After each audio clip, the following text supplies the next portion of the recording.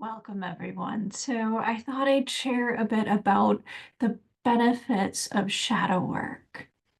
I talked about in a previous video on shadow work what shadow work is, some of the benefits of it as well. And so, in this video, I'd particularly like to talk about how our reactivity to people changes and how when we work on our own projections, what happens is that we can start to see the projections that other people place onto us, which puts us in a much different position of power and awareness and non-reactivity or appropriate reactivity than we would be in the past.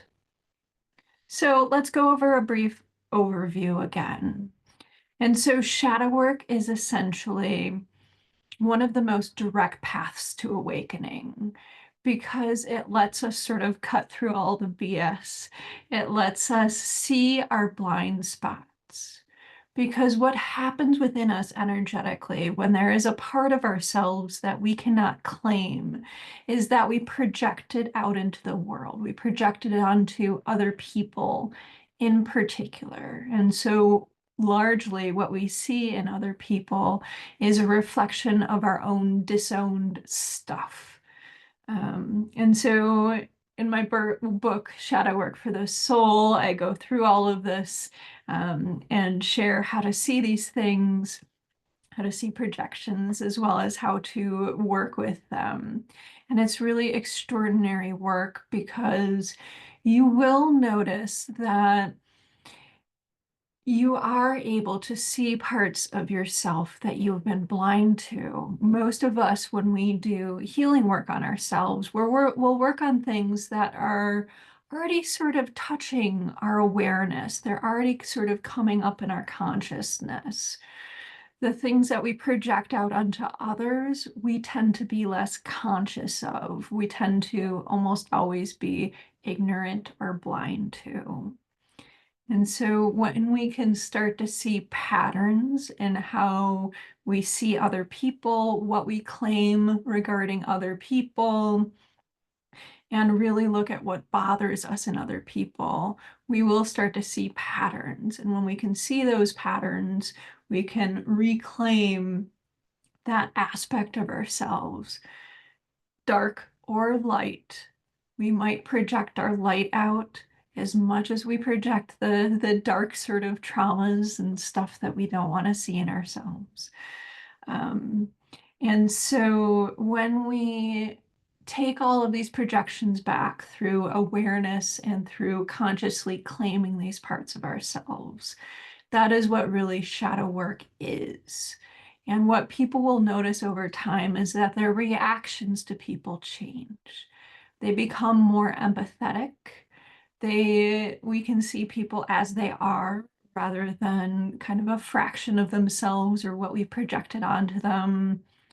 And eventually we can move into oneness states and oneness states with other people.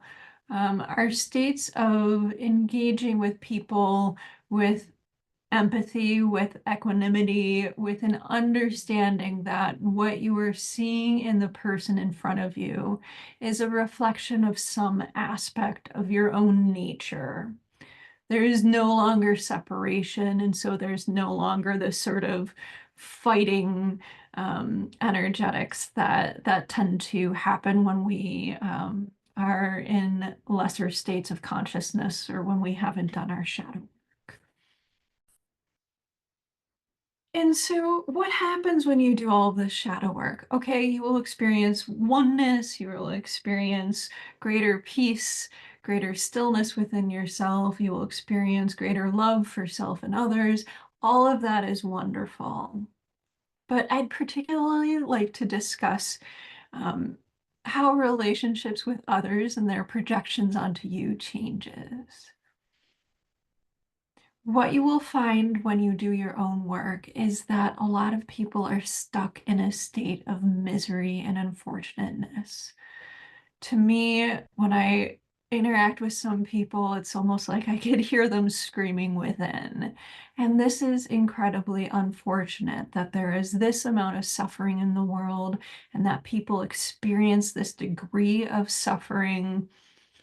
And I truly feel empathy for the amount of suffering and misery that people are carrying around.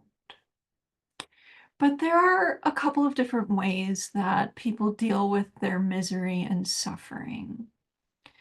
And the first is to take responsibility for it. So do something like shadow work. So this is considered, eating your shadow. So essentially being like, why am I looking at the world this way? Why am I so negative? Why do I always, think of, oh, all people are like this? Or I keep on encountering the same woman who ticks me off in the same way so many times. Generally, the most annoying and pain-filled people can be our greatest teachers, because what happens with shadow work is that less and less people will tick you off. So when somebody does trigger you in some way, you can really look at that.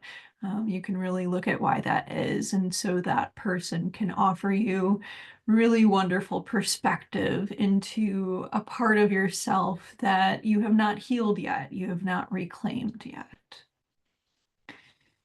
So there is the option of people taking responsibility for themselves, but a lot of people are not there yet. If you are somebody that is doing work on themselves, you really should give yourself a pat on the back more often because it is a rarity.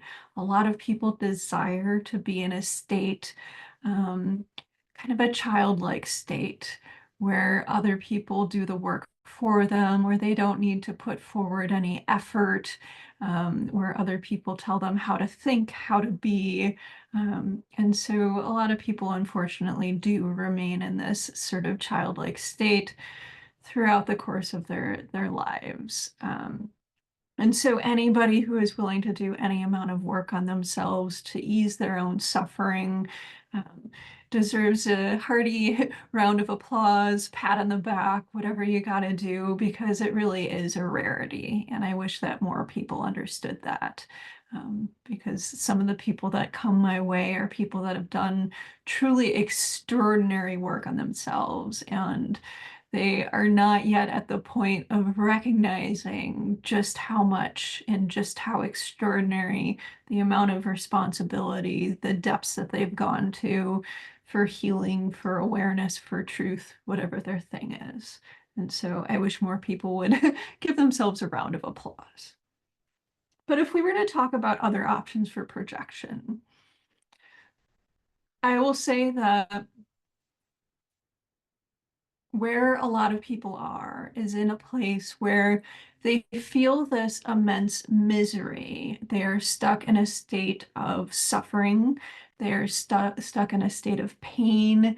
They're stuck in a state of that kind of sometimes that inward screaming I'm talking about. Um, and they are not yet at a place to be able to take care of this, to take responsibility for this. So, what are they going to do? They're going to try to push it away from themselves as much as possible. They're going to try to push it onto other people, push it onto the world, push it onto internet forums, into discussion forums, stuff like that.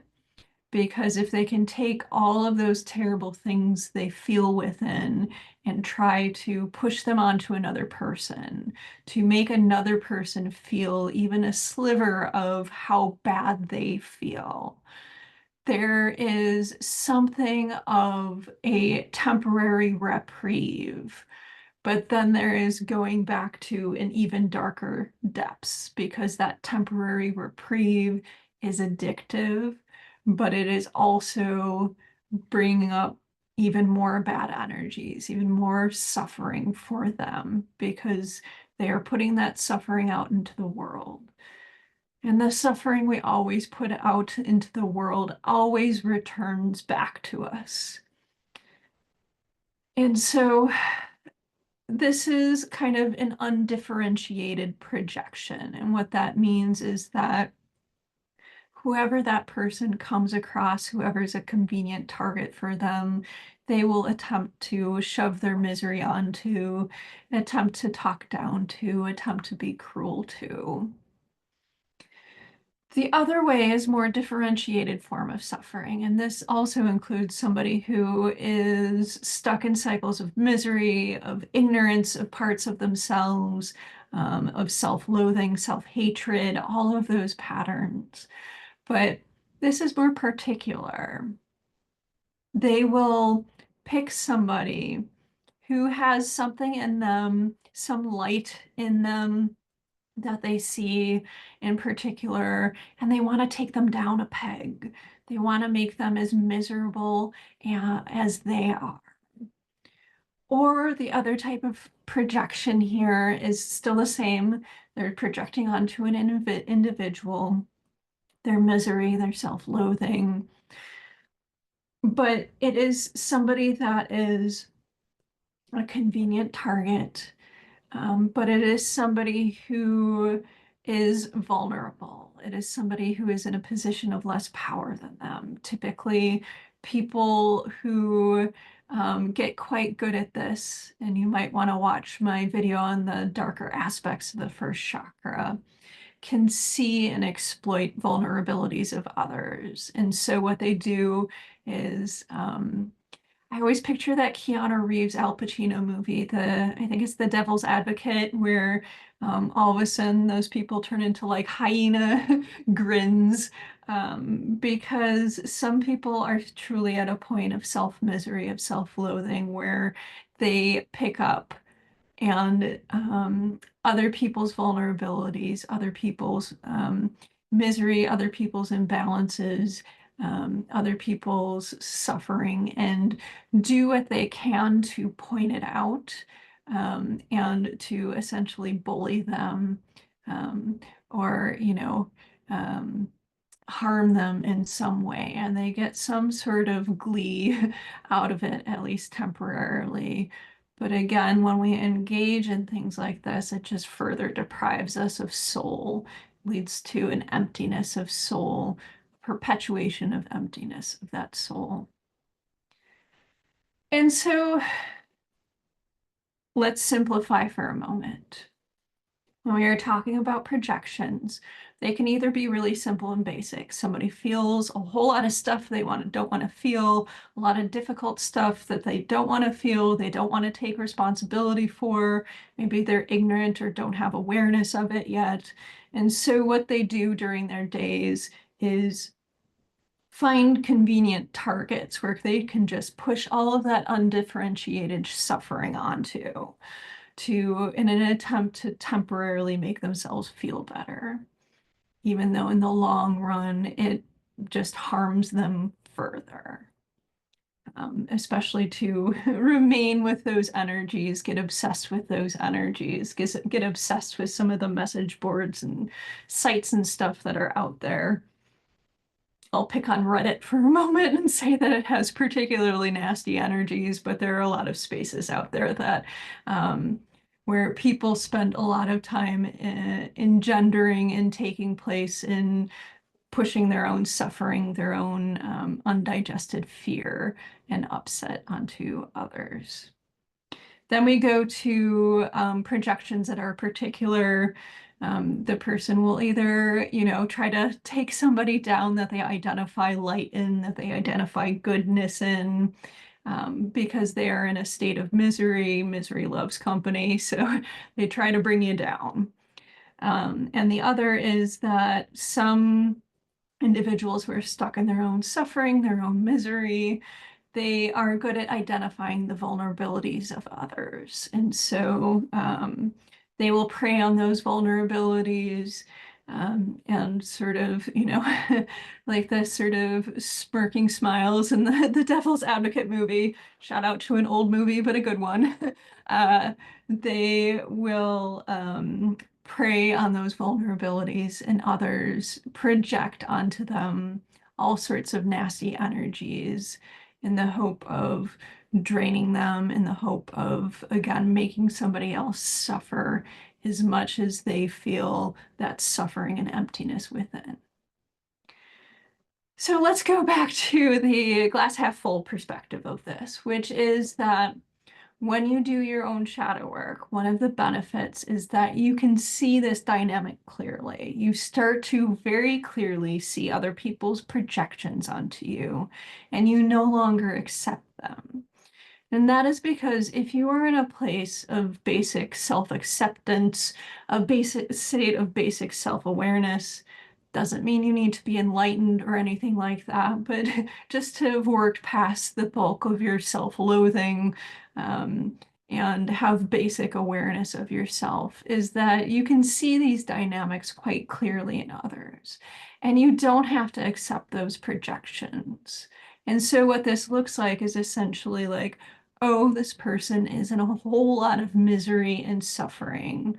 That is too bad. That is unfortunate that they are in a place where they feel the need to do this. I sincerely hope they get into a better place in their lives and their existences, where they have more awareness, more consciousness, um, and develop the capacity to um, find somebody where they can start to take a bit of personal responsibility for that suffering, because people really can lighten the loads that they are experiencing, release the suffering that they're experiencing. A lot of times they just might not have the tools or know how to do so, or awareness that it is possible. But yes, again, a lot of people are not at a point where they're able or willing to look at that sort of suffering and take responsibility for themselves. And I would say even awareness of that, like, oh yeah, this person, you know, maybe even likes, taking people down a peg, things like that, is really great awareness. And so, what the end result, one of the huge benefits of doing shadow work is that you can start to see other people's projections onto you, and you no longer accept them, where you only accept them to the degree that would be helpful to form a relationship. For example, if you're a body worker or a healer, somebody initially may put you onto a pedestal, but over time, they ideally would reclaim that light, that capacity within themselves. That is a very typical trajectory for healing, for people to start in a place where they regard you, um, in one way, and then work to see that their own light, their own capacity within themselves. So that's one example. But in reality, by working on yourself, doing your own shadow work, you can start to see other people's projections onto you quite clearly. And by them not taking you down, by you being able to clearly see their suffering, their self-loathing, what they are attempting to do, just to shove their suffering and self-loathing onto you, is that you can recognize it, not accept it, and move on with your day.